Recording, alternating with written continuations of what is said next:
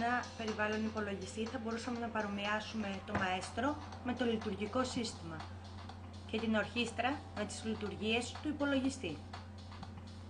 Ας γνωρίσουμε τους μαέστρους που μπορεί να έχει ένας υπολογιστής.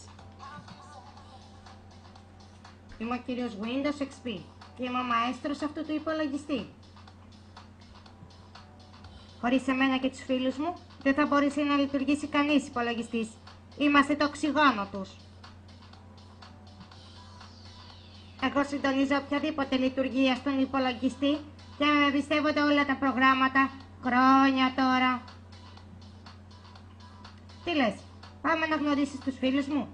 Και που ξέρεις, μπορεί κάποιος από αυτούς να είναι και δικό σου φίλο. Πολύ καλησπέρα σας, παιδάκια μου. Είμαι ο μαέστρος Windows 1.0. Είμαι ο πιο παλιός όλων εδώ μέσα. Έπιασα δουλειά 20 Νοεμβρίου 1985 και έκανα πάταγο. Θέλοντας να ανταγωνιστώ άλλους μαέστρους άλλων εταιριών, τελικά κατάφερα να επικρατήσω για πολύ καιρό.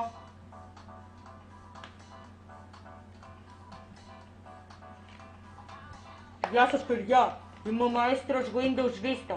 Δυστυχώς δεν έκανα πολύ καλά τη δουλειά μου και με διώχνουν σιγά σιγά. Άκουσα κάποιους να λένε ότι ήμουν πολύ βαρύς και αργούσα πολύ να συντονίσω την ομάδα μου. Λέτε να λένε αλήθεια? Καλησπέρα και από μένα. Ονομάζομαι Linux και είμαι κι εγώ ο μαέστρος. Ξεκίνησα τη δουλειά μου γύρω στο 1990 και σε αντίθεση με πολλούς άλλους μαέστρους δεν πληρώνομαι. Μπορείς δηλαδή να με προσλάβεις σαν μαέστρο του δικού σου υπολογιστή δωρεάν. Υπάρχουν και άλλοι σαν εμένα, απλά εγώ είμαι ο πιο επιτυχημένος.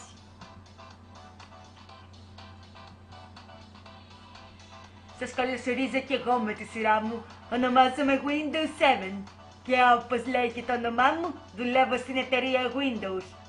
Δεν θέλω να περιευτολογώ. Θα σας δείξω απλά λίγο από τη δουλειά μου και βγάλετε τα δικά σας συμπεράσματα. Ελπίζω σύντομα να με προσλάβετε κι εσείς.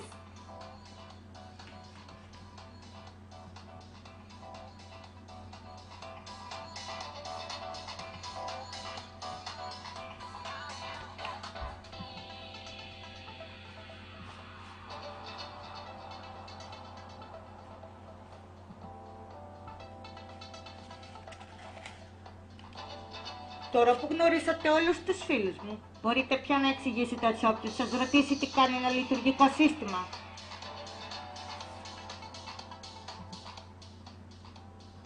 Το λειτουργικό σύστημα είναι εκείνο που συντονίζει όλες τις εργασίες που εκτελούνται στον υπολογιστή μας.